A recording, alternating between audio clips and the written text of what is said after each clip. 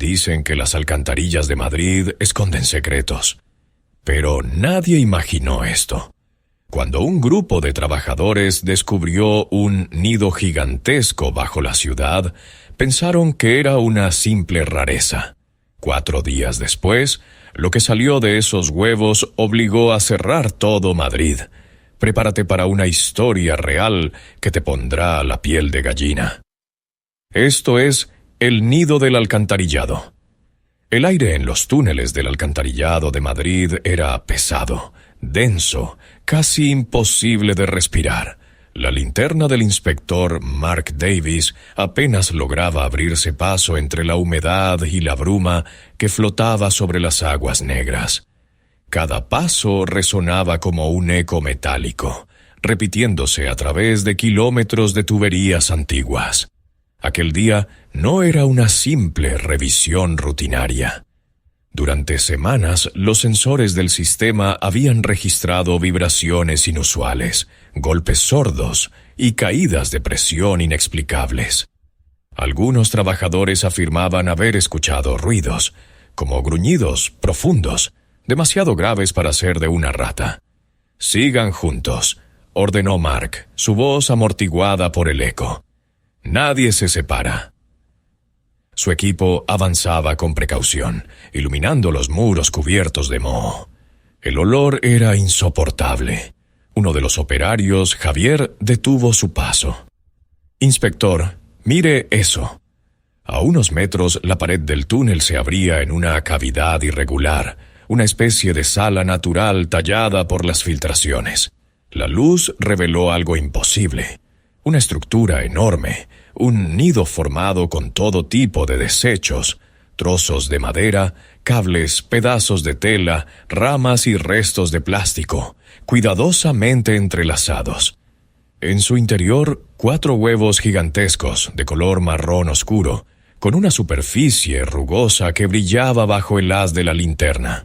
«Dios mío», susurró Javier, «¿qué demonios es esto?».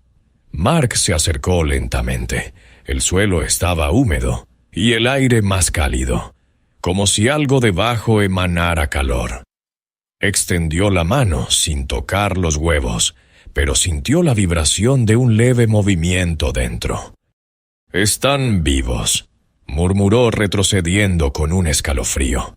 Sacó su cámara de inspección y comenzó a grabar. Documentó cada detalle: la composición del nido, la temperatura del entorno, la disposición de los huevos. Todo indicaba que aquella criatura, fuera lo que fuera, había trabajado con precisión. No era una casualidad, era inteligencia animal. Una gota cayó del techo. El sonido resonó con un eco inquietante. «Hora de irnos», dijo Mark con firmeza. «Sellaremos este túnel y traeremos un equipo de análisis». De regreso al punto de control, informó a su supervisor y al departamento de saneamiento. Las autoridades dudaban. Un nido bajo la ciudad sonaba a leyenda urbana, pero las imágenes no dejaban lugar a dudas. Decidieron actuar con cautela. Instalarían cámaras infrarrojas de alta definición para vigilar el sitio durante varios días. Si algo se movía, lo sabrían. Esa misma noche, los técnicos descendieron para colocar los sensores térmicos. El zumbido de los dispositivos rompía el silencio sepulcral. Uno de ellos, mientras ajustaba una cámara, murmuró: «Parece una película de terror, ¿eh?». Mark no respondió. Miraba la oscuridad que se extendía más allá del nido. Algo en su instinto le gritaba que no estaban solos. Cuando el último técnico subió por la escotilla, Mark se quedó unos segundos mirando hacia el vacío. El aire parecía más espeso, y en la distancia juraría haber escuchado un leve chapoteo. Algo se movía en el agua, algo grande. Su linterna tembló un instante. Nada, solo el eco. Antes de irse, dejó la cámara principal apuntando directamente al nido. «Nos vemos en 4 días», dijo en voz baja, como si el túnel pudiera escucharlo. Mientras ascendía por la escalera metálica, El resplandor de su linterna iluminó fugazmente una sombra que se deslizaba bajo el agua. Y aunque Mark no lo sabía aún, aquella noche la ciudad entera acababa de despertar a algo que no debía ser encontrado. El portal metálico del acceso 17 se cerró con un golpe sordo a las 22:03. El turno nocturno había comenzado. En la sala de control del depósito Teso, un recinto rectangular con paredes de hormigón y olor a café recalentado, 4 monitores mostraban en tiempo real la gruta donde yacía el nido. Las imágenes, captadas por cámaras infrarrojas de alta sensibilidad, pintaban el mundo subterráneo en una paleta de negros, grises y blancos. Cada cuerpo más cálido se convertía en una mancha luminosa. Todo lo demás era silencio mineral. Mark Davis, con la chaqueta aún húmeda por la condensación, se plantó frente a la pantalla principal. A su lado, la ingeniera de telemetría, Lucía Parra, ajustaba una rueda de enfoque. «Cámara 1 estabilizada», murmuró. «Cámara 2, confirmo señal limpia. La 3, hay interferencia en el rango alto. Voy a filtrar ruido».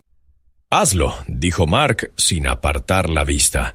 «Quiero cualquier rastro, por mínimo que sea». En el monitor, el nido aparecía como una cúpula desordenada, una amalgama de fibras y residuos con un brillo térmico tenue. En su interior, 4 masas ovaladas respiraban calor. Los huevos. Lucía marcó cada uno con un cuadrito blanco que seguía su firma térmica. «Temperatura estable, 31,9 grados», informó. «No hay variaciones bruscas». «Eso no fue casual», dijo Mark. Algo eligió este sitio por el calor». Un técnico joven, Mateo, se acercó con una libreta. «Inspector, he cruzado datos del fin de semana con las estaciones aguas arriba. La variación de caudal explica las vibraciones. Pero hay picos nocturnos que no son del agua. ¿De qué, entonces? Movimiento masivo. Como si algo grande desplazara turbulencia en los ramales próximos. Regístralo. Y pon la cámara 3 en visión panorámica cada 10 minutos. Quiero barridos». A las 22:41, la sala estaba llena de zumbidos, ventiladores, discos duros, el tono tenue del fluorescente viejo. En los monitores, el nido reposaba inmóvil. La cámara 4 enfocaba un tramo transversal del túnel.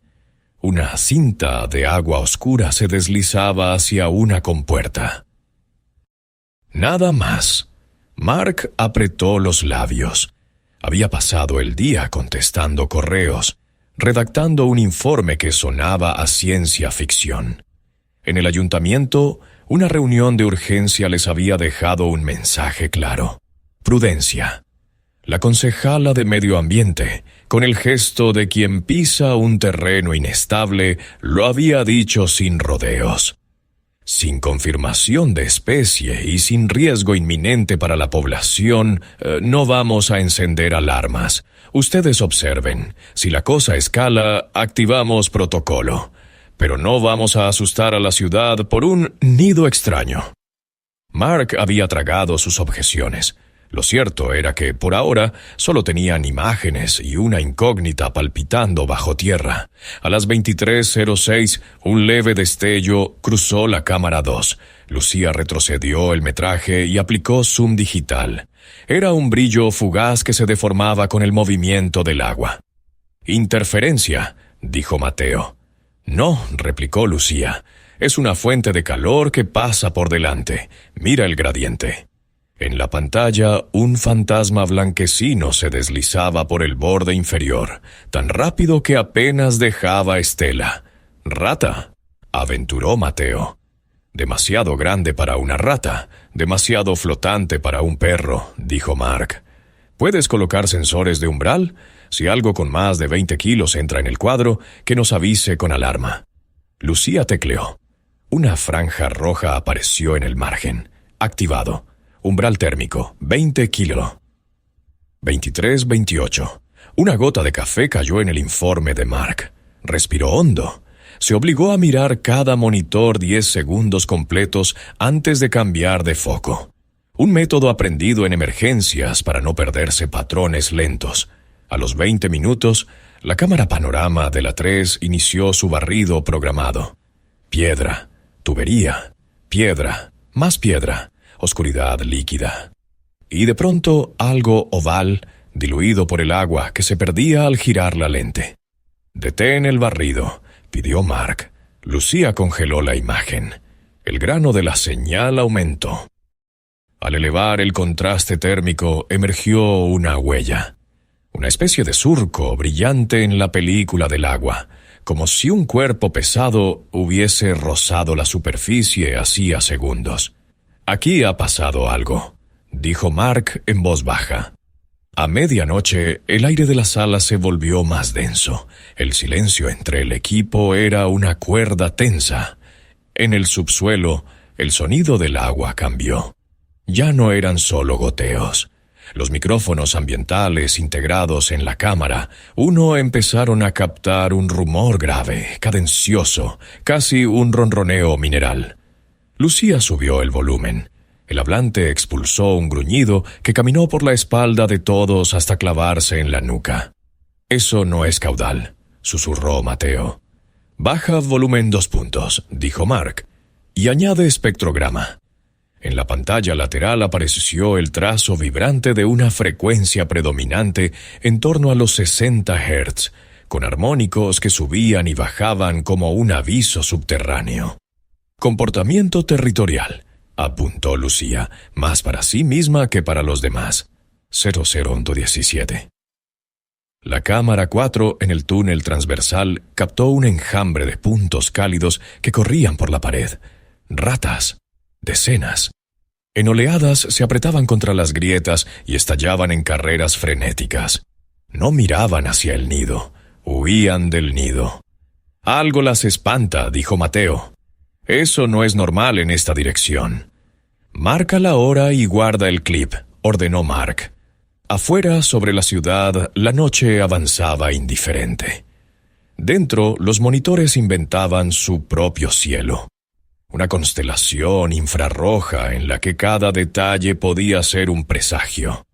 Mark se frotó los ojos. Recordó el calor en la cavidad cuando descubrieron los huevos.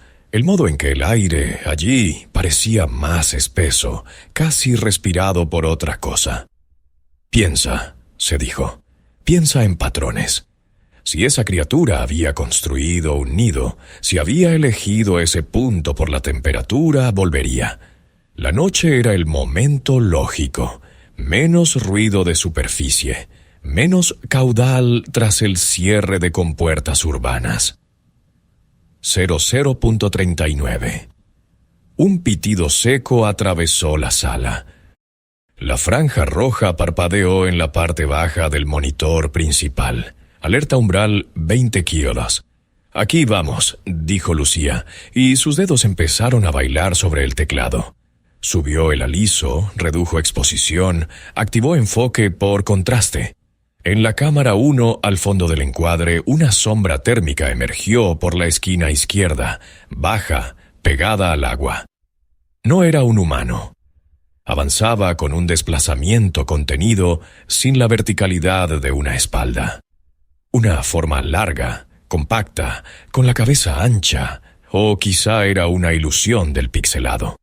«Más zoom», ordenó Mark. Lucía obedeció. La figura ganó tamaño, pero se deformó por la refracción de la humedad. Aún así, el contorno parecía musculado, una masa vigorosa que empujaba el agua con una autoridad que erizaba la piel. El altavoz escupió otro sonido, esta vez un soplido húmedo, seguido de un golpe suave contra el borde del nido. Los huevos, 4 manchas claras, vibraron un instante. La forma se detuvo. Parecía oler. Parecía medir. «Está evaluando el entorno», dijo Lucía. «Calla», pidió Mark, no por brusco, sino por instinto. Tenía la sensación de que cualquier ruido, incluso al otro lado de los cables, podía inclinar una balanza invisible. Entonces ocurrió algo inusual. La forma abandonó el borde del nido y se deslizó hacia la cámara 2, la que vigilaba la boca del túnel opuesto. Como si sospechara la presencia de la lente, viró la cabeza. 2 puntos brillantes, ojos, reflejaron el IR durante una fracción. El monitor, sorprendido, reajustó exposición y perdió detalle durante medio segundo. Fue suficiente para que la figura desapareciera. «Perdida», dijo Mateo con el estómago en la boca. «No la hemos perdido», negó Mark. «Ha salido de campo. Va a entrar por el lateral». Lucía lanzó vista simultánea en los 4 canales. Durante 30 segundos no pasó nada. El nido, los huevos, el túnel, la línea del agua. El rumor grave, ahora más bajo, vibraba como una amenaza en la madera del mueble. Mark apretó las manos contra el borde de la mesa, clavando las uñas. Sintió en la sala la electricidad de un antes. 00551. La cámara 3, en barrido, captó un ángulo extraño. La pared cercana a la cámara se iluminó con una textura térmica irregular. Era como si una masa amplia estuviera a centímetros del objetivo, fuera de foco, proyectando su calor sobre el metal. La lente reparó en la condensación. Gotitas deformadas resbalaban y desaparecían. «Está pegada a la cámara», dijo Lucía con un hilo de voz. «No se muevan», pidió Mark. Era absurdo, pero todos contuvieron la respiración. La masa se apartó. Volvió hacia el nido. El micrófono recogió un sonido más nítido. Un chasquido húmedo, el roce de escamas o piel gruesa contra los desechos. El gruñido subió 1 grado, esta vez con un matiz vibrante, como una advertencia. Y de golpe, un golpe seco dejó temblando la imagen. La cámara 1 reajustó gimbals. El nido se sacudió. Uno de los huevos apenas se desplazó una fracción. «No podemos intervenir», dijo Mateo con impotencia. «Nadie baja», cerró Mark. «Observamos y registramos. Es la orden». A las 01:12, un corte diminuto en la señal de la cámara 4 encendió un icono ámbar. Lucía abrió la ventana de diagnóstico. El ancho de banda había caído por un pico de humedad y temperatura en el cuadro inferior. Restableció parámetros. La imagen volvió con un latigazo de nieve digital y una visión perturbadora. El túnel transversal estaba vacío, pero el agua, por un instante, formó una línea turbulenta, como si una cola poderosa hubiese batido bajo la superficie y desaparecido después hacia una grieta. «Registro», ordenó Mark ronco. «Marca con prioridad 1». «Hecho». En el ayuntamiento, las luces del despacho de la concejala seguían encendidas. Un asesor había pedido un informe cada hora. «Sin novedades», escribió Mark 2 veces. «Se registran firmas térmicas anómalas», escribió a la tercera y borró la palabra amenaza antes de enviar. No quería convertir una sospecha en un titular. 01:37. El sueño acechaba por las rendijas de la sala, pero nadie parpadeaba. El nido seguía intacto. Los huevos, cálidos, la cosa, fuera lo que fuese, parecía patrullar. La cámara 2 recogió otra vez los ojos, esta vez más cerca. Hubo un instante leve de curiosidad, casi de cálculo en aquellas pupilas que devolvían la luz como alfileres encendidos. Mark sintió el mismo peso en el estómago que cuando estuvo a punto de caerse en un pozo de inspección años atrás. No era miedo a la caída, era conciencia de lo que aguardaba abajo. «Graba en redundancia», pidió. «Si perdemos alimentación, quiero copia física». «Activado», confirmó Lucía. «Doble buffer y volcado a disco externo». 02.04. El umbral volvió a sonar. La figura entró decidida en el marco de la cámara 1 y arrastró parte del borde del nido con una fuerza suave, controlada. No destruyó. Reacomodó. El gesto, casi doméstico, resultó inquietante. Luego, un silencio absoluto. Ni agua, ni ratas, ni zumbidos. El micrófono captó el vacío y lo amplificó hasta volverlo un zumbido blanco que les hizo erizar los brazos. «¿Qué?» empezó Mateo. «Shh», mandó Mark. La pantalla se oscureció un microsegundo, como si alguien hubiera pasado una mano por delante de la lente. Y entonces, sin transición, la sombra creció. No era un detalle ni un reflejo. Ocupó medio encuadre, dibujando una silueta rotunda entre la cámara y el nido. Hubo una forma de cabeza ancha, prolongada hacia un lomo robusto, un perfil que no pertenecía a ningún perro ni a ningún jabalí urbano. Un volumen compacto, sobrio, construido para el agua y para el choque. Lucía lanzó el zoom a tope. La imagen se pixeló, pero bastó para ver cómo la mandíbula, o lo que parecía serlo, se abría apenas, mostrando un claro más cálido, y cómo el flanco latero vibraba con una respiración potente. Una fracción después, el gruñido que estalló en los altavoces fue tan grave que vibró el metal del mueble.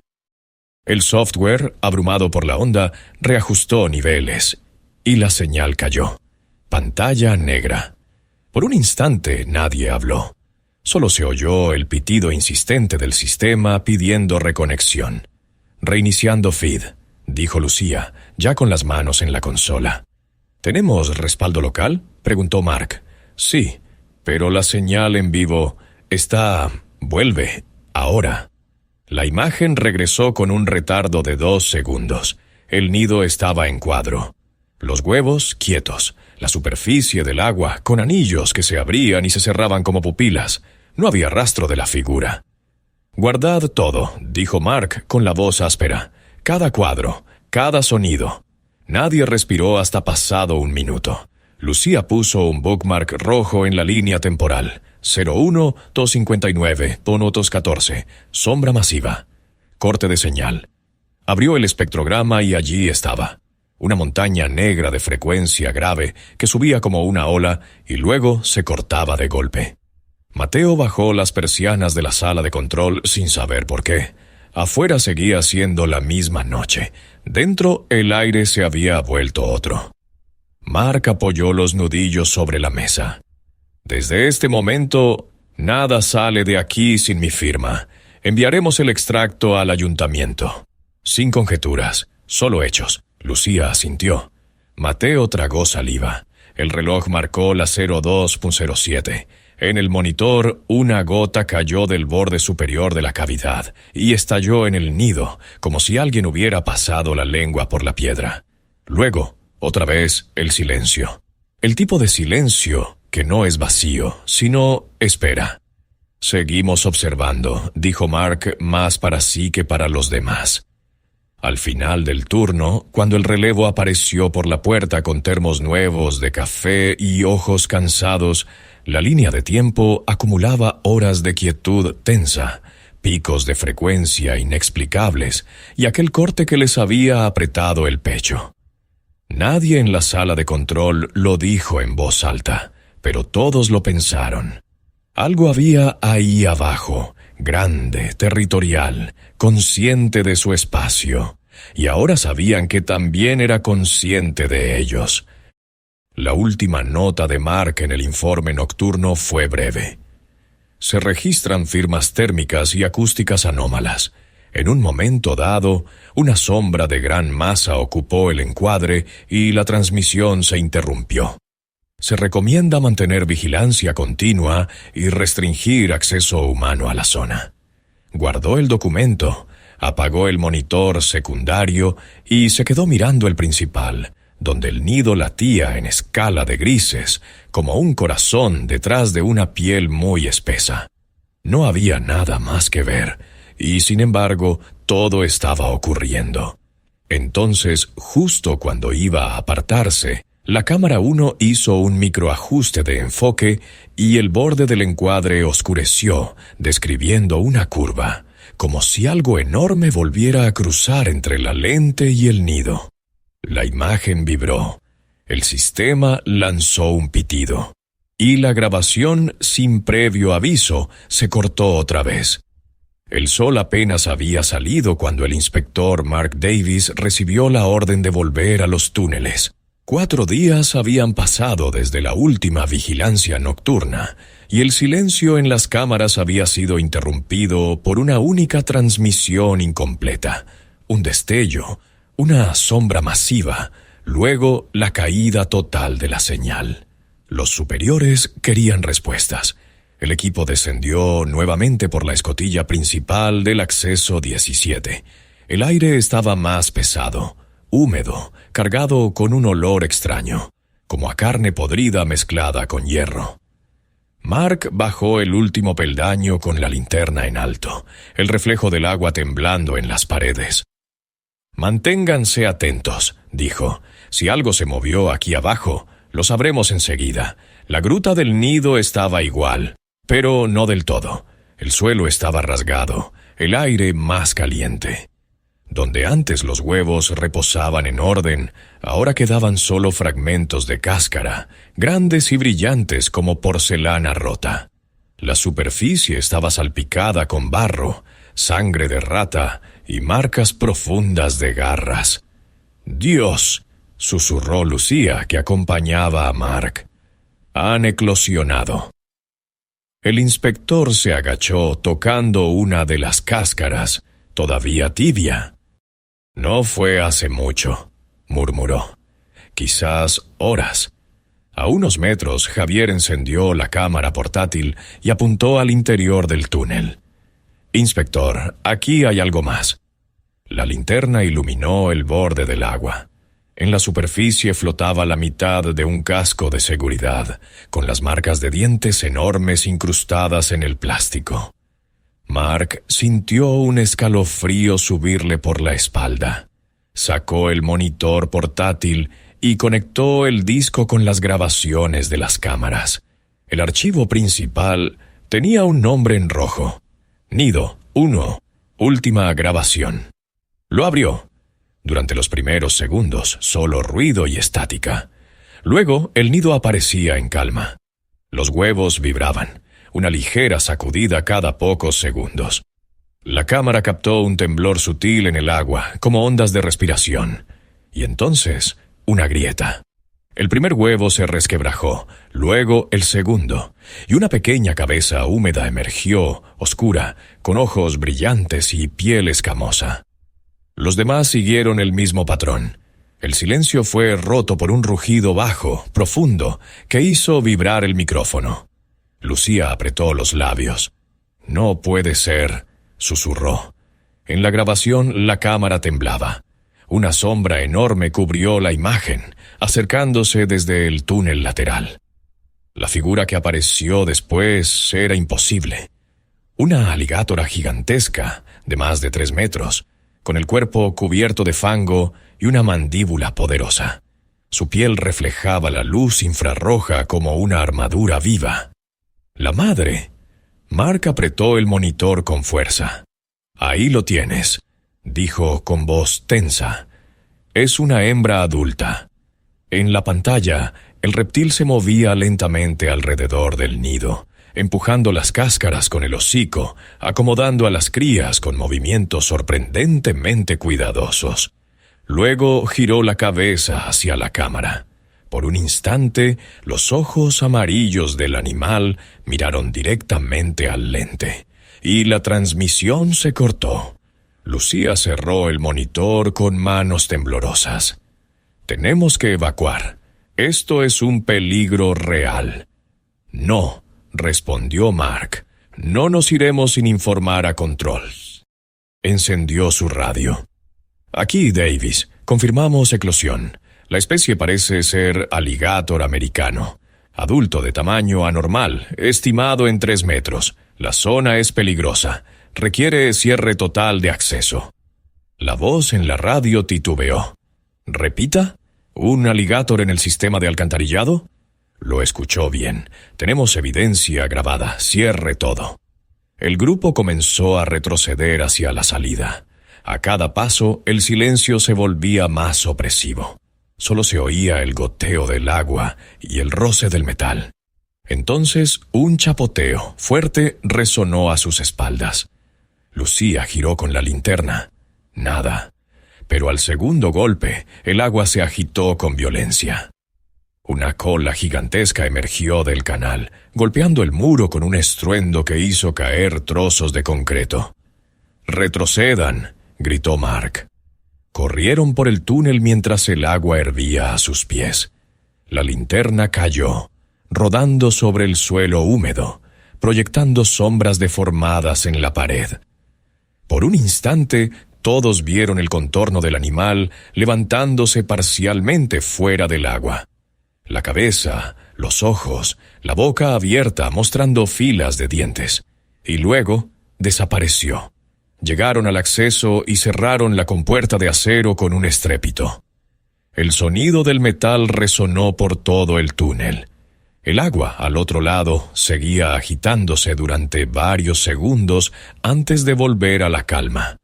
Lucía, pálida, apoyó la espalda contra la pared.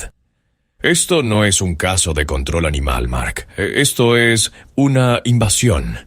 Él asintió sin decir palabra. Sacó su teléfono y marcó directamente al número de emergencia de la oficina central. «Aquí el inspector Davis. Solicito cierre total del sistema subterráneo de Madrid. Repito, cierres todas las válvulas y accesos. Tenemos una especie agresiva y territorial, potencialmente letal». La línea se quedó en silencio. Luego, una voz grave respondió. «Inspector, ¿está diciendo que debemos cerrar toda la red de alcantarillado de la ciudad?» «Exactamente, antes de que algo más salga de ahí abajo». Mientras subían a la superficie, Mark miró hacia la oscuridad del túnel por última vez.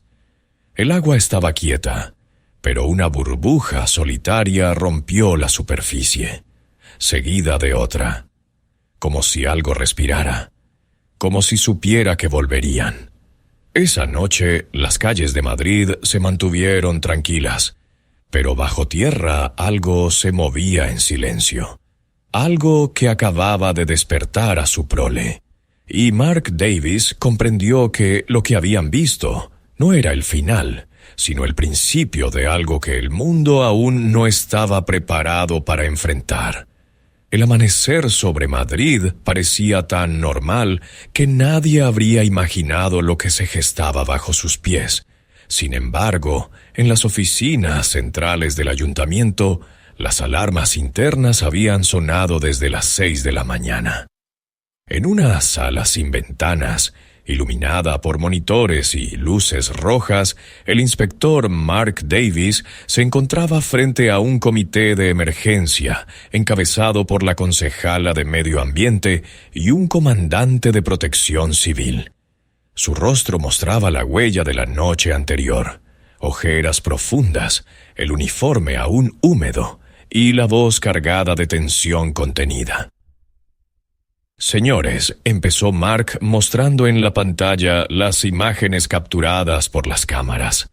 «Esto es lo que vive ahora en nuestros túneles».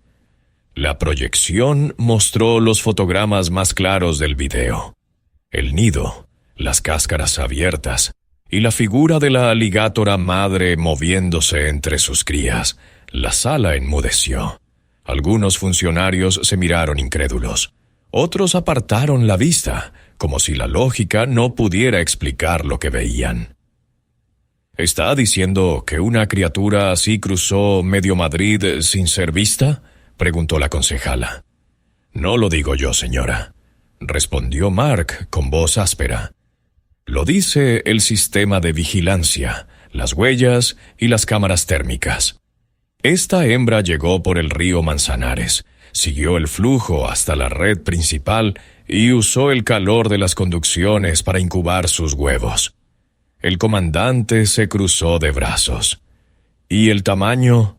3,5 metros, quizá más», respondió Mark. «Es grande, territorial y tiene crías. Eso la vuelve impredecible. Si se siente amenazada, atacará». La concejala guardó silencio unos segundos.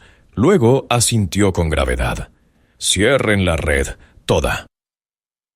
El comunicado oficial se emitió media hora después, bajo la justificación de trabajos urgentes de mantenimiento y control biológico.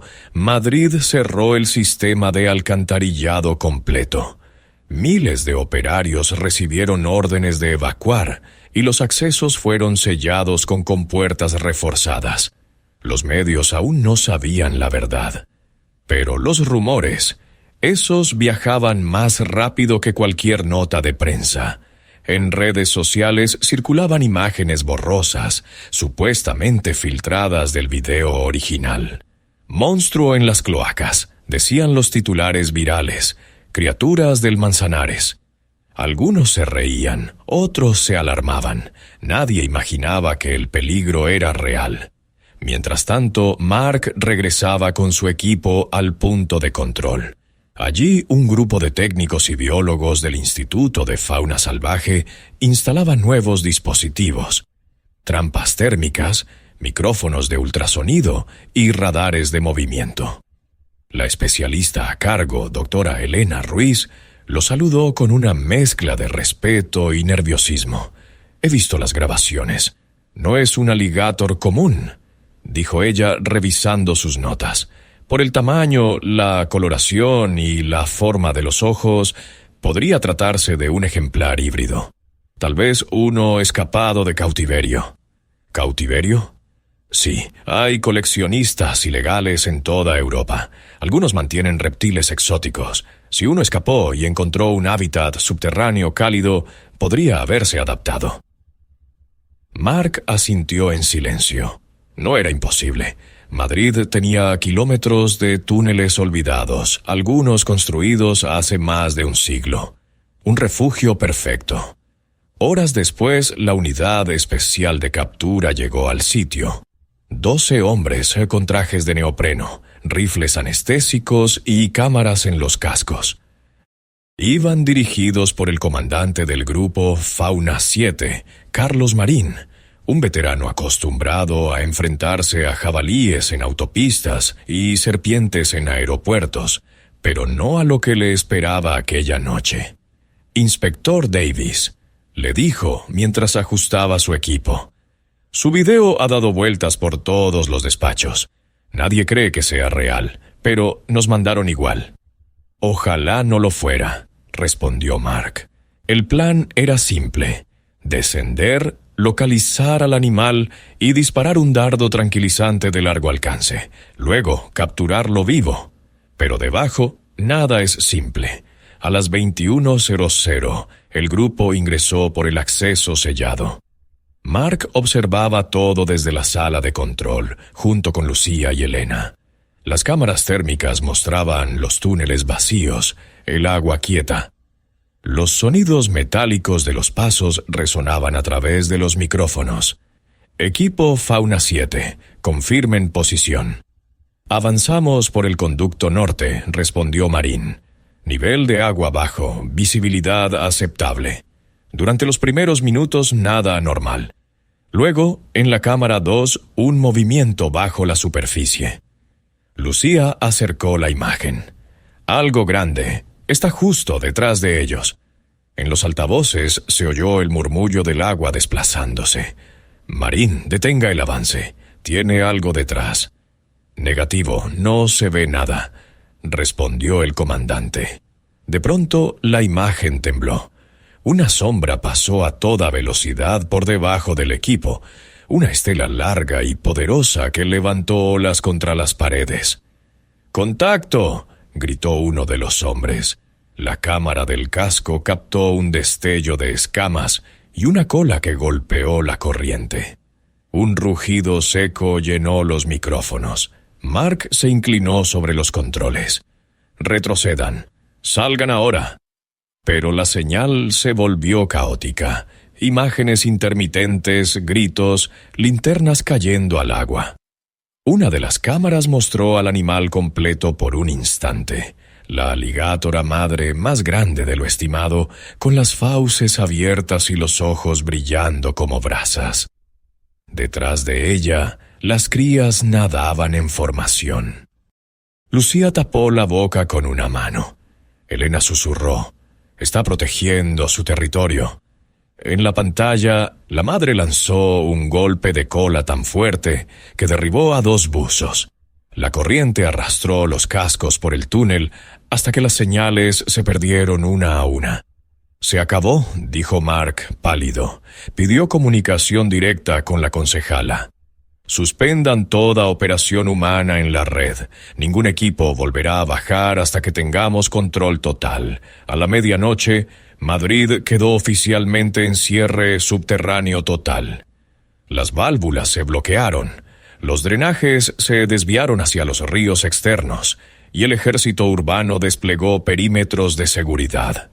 Los noticieros hablaban de una fuga química para evitar el pánico, pero en la ciudad corría otra versión, que bajo las calles había algo vivo, algo que respiraba. Mark, exhausto, observó las pantallas apagadas. En la oscuridad de la sala, solo una cámara seguía activa, la número 1, enfocada en la gruta original. Durante un segundo, la imagen se iluminó sola. 2 ojos amarillos brillaron en medio de la nada, y luego se hundieron lentamente bajo el agua. El aire de la madrugada era frío y metálico cuando el inspector Mark Davis descendió una vez más por el acceso principal. A su alrededor, la ciudad dormía, ajena al pánico contenido que latía bajo sus cimientos. El cierre del sistema había sido total, pero el ayuntamiento exigía una última misión: verificar si el peligro persistía. Nadie más quería bajar, nadie excepto él. A las 02:15, una cuadrilla reducida de expertos se reunió con él en la plataforma inferior.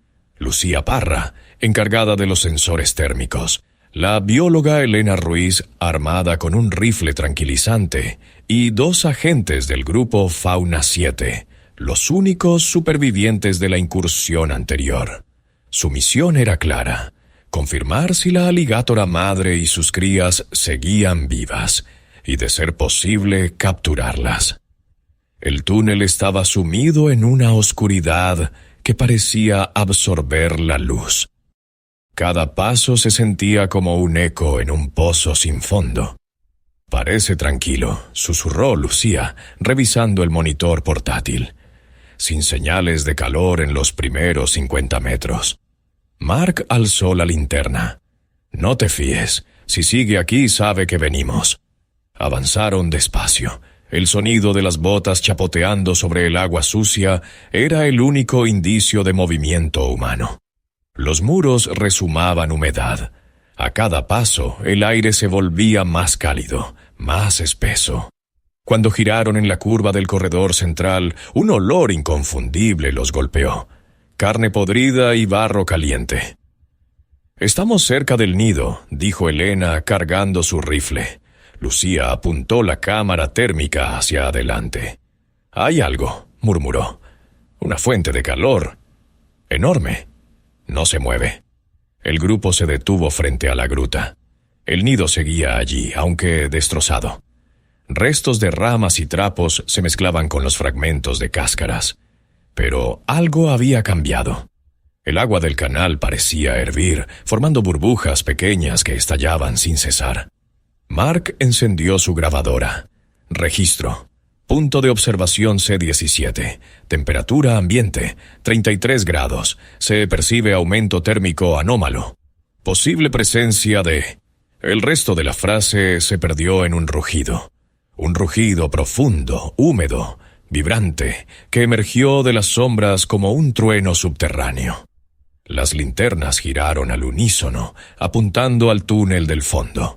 De la oscuridad, 2 ojos amarillos se abrieron lentamente. «Contacto visual», dijo Elena sin apartar la mira. El animal salió del agua con una majestuosidad aterradora. La aligátora madre era aún más grande de lo estimado, más de 4 metros, con el lomo cubierto de cicatrices y las fauces goteando agua negra. A su alrededor, pequeñas figuras reptilianas nadaban en círculos, emitiendo chillidos agudos. El silencio se rompió cuando la madre soltó un bufido. Tranquilizante, ahora, ordenó Mark. Elena disparó. El dardo impactó en el flanco del animal, pero este apenas se inmutó. Solo giró la cabeza, mostrando una mirada que no era de simple instinto, era rabia, una furia protectora. Con un golpe de cola lanzó una ola de agua sucia que los derribó a todos. Lucía gritó mientras el monitor caía al suelo. El agua subía. Se movía como si tuviera vida propia, impulsada por el cuerpo de la bestia. «Retrocedan», vociferó Mark tratando de levantarse. Elena disparó de nuevo. Otro dardo. Otro impacto. Esta vez el animal gruñó con fuerza, giró bruscamente y se lanzó hacia ellos. El túnel retumbó con el choque de su cuerpo contra las paredes.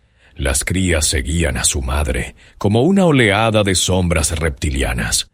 Uno de los agentes del grupo Fauna 7 cayó al agua. Mark apenas alcanzó a verlo antes de que desapareciera en un torbellino de espuma. «¡No!», gritó. El rugido del alligator resonó otra vez, haciendo vibrar el concreto. De repente, una voz metálica sonó por el intercomunicador de Lucía. «Equipo C-17, detectamos movimientos sísmicos en su zona. Salgan de inmediato». Pero ya no había salida.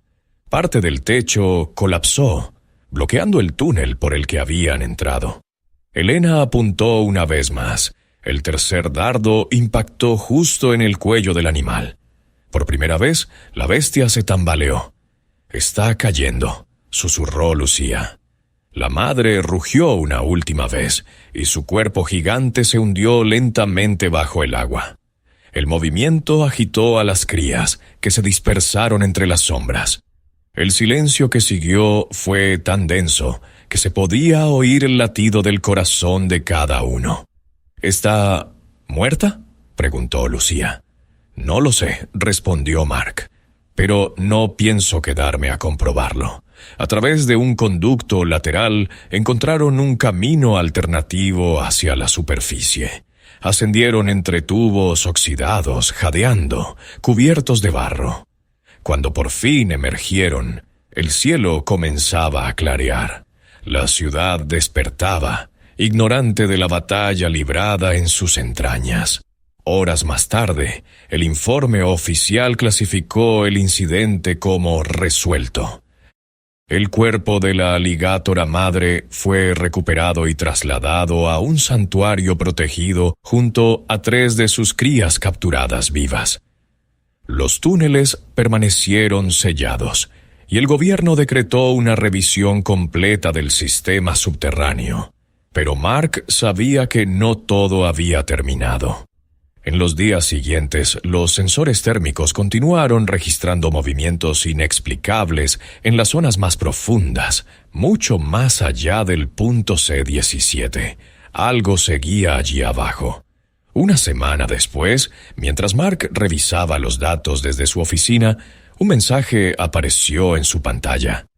«Actividad térmica detectada. Nivel 8, zona sur». Su corazón se detuvo un instante.